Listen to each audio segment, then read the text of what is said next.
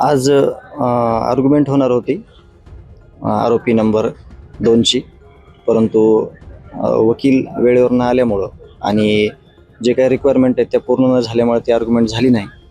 परंतु दुसरा एक मुद्दा असा पाहावयास मिळाला, एक नीचपणाचा कळस काय असतो ते आज कोर्टात जज साहेबांनी, वकील साहेबांनी आणि आम्ही ही गोष्ट बघितली. झालेली घटना एवढी गंभीर आहे, एका कुटुंब प्रमुखाला ज्या संपवलेलं आहे त्याचे आरोपी जर बघितले, आज तुम्ही पण त्याचे साक्षीदार आहेत किंवा कोर्टात त्याचं पूर्ण रेकॉर्ड निघालं आजचं, जे दंड दाखवणे, दंड थोपटणे, केसावरून हात फिरवण्यासारखं आणि डोळे दाखवणे, हे स्वतः जे आजचे आपले जज आहेत, जज साहेब, त्यांनी देखील बघितलेलं आहे. तर हा जो आलेला माज आहे किंवा हे जे अज्ञानातलं सुख आहे त्यांचं, हे जास्त काळ राहणार नाही. ह्याला 100% कठोरातली कठोर शिक्षा मिळणार आहे हे त्यांना आज माहीत नाही. परंतु आज वाईट वाटलं की केलेलं एवढं निर्घृण कृत्य याची कसलीही त्यांना जाण नाही किंवा त्यांना कुठलीही त्याच्यात म्हणजे काही वाटत नाही त्याच्यात की आपण काय केलं आणि हे काय झालं.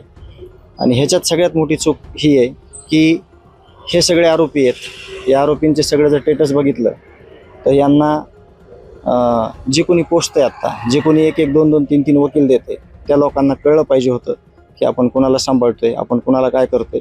परंतु अतिशय चुकीच्या पद्धतीनं आज जी वर्तणूक होती कोर्टातली ते नक्कीच जज साहेबांना देखील जे काही त्यांना हँडओव्हर करायचं हे सगळं आपल्या चार्जशीट वगैरे त्याच्यात नक्कीच त्यांनी त्याच्यामध्ये नमूद करावं की हे आरोपी कशा प्रकारे कोर्टामध्ये यांची वर्तणूक आहे. पश्चाताप अजिबात नाही, पश्चाताप हा विषयच नाही.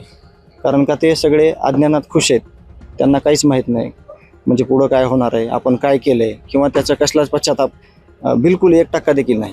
आता जज बदललेले आहेत, ही शेवटची त्यांच्या समोर सुनावणी होईल. आता पुढे जज बदलतील, याचा पुढे काही तुम्हाला वाटते फरक पडेल किंवा परिणाम?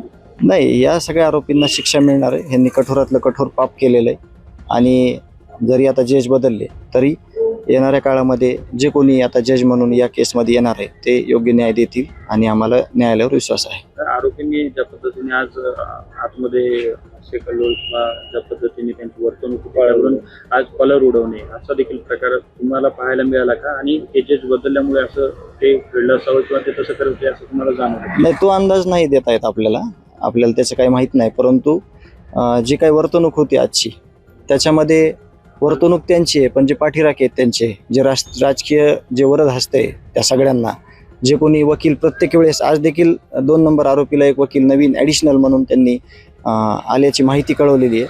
त्याच्यामध्ये सगळा दोष त्यांना पण, त्यांचा तर दोष 100% आहे, त्यांनी गुन्हा केला आहे. परंतु गुन्हा करायला जे अभय देणारे त्यांचे कोणी पाठीराखे आहेत त्यांचे किंवा हे सगळं चुकीचं असताना बरोबर म्हणणार आहेत ते खरे आरोपी आहेत आणि त्यांना सुद्धा नियती सोडणार नाही. आता त्यांनी कॉलर उडवल्याची देखील चर्चा होती, तुम्ही ते पाहिलं काय काय? कोर्टाने देखील पाहिलं, वकील साहेबांनी देखील पाहिलं, पत्रकार बंधू तिथं तुम्ही सगळे होतात त्यांनी देखील पाहिलं आणि आम्हीच देखील ते पाहिलं.